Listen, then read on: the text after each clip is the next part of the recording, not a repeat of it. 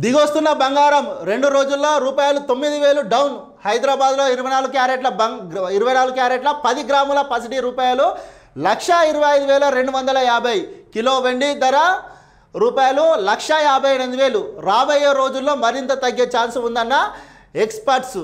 అంటే రానున్న రోజులలో మొన్ననే అమాంతం ఒకసారి బంగారం రేట్లు అయితే పెరిగినాయి, మళ్ళీ తగ్గనున్నట్లయితే రానున్న రోజులలో బంగారం రేటు తగ్గనున్నట్లయితే ఎక్స్పర్ట్స్ అయితే చెప్తున్నారు. బంగారం వెండి ధరలు దిగొస్తున్నాయి. దేశవ్యాప్తంగా ఇటీవల ఆకాశమే హద్దుగా పెరిగిన ధరలు మంగళవారం బుధవారాల్లో భారీగా పడిపోయాయి. 2 రోజుల్లోనే బంగారం ధర ఏకంగా 9,000 డౌన్ అయింది.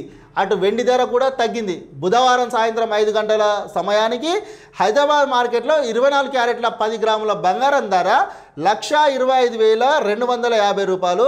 22 క్యారెట్ల గోల్డ్ ధర 1,14,843కు చేరింది. అయితే మొన్నటిదాకానైతే బంగారం అయితే ఎంత రేటు పెరిగిందంటే 1,35,000 దాకా పెరిగింది ఒకటేసారి. ఇక ఇట్లా బంగారం రేట్లు పెరుగుతూనే ఉంటాయి. ఇక పేదోడు అయితే బంగారం కొనలేని స్థితికి అయితే పోయిండు.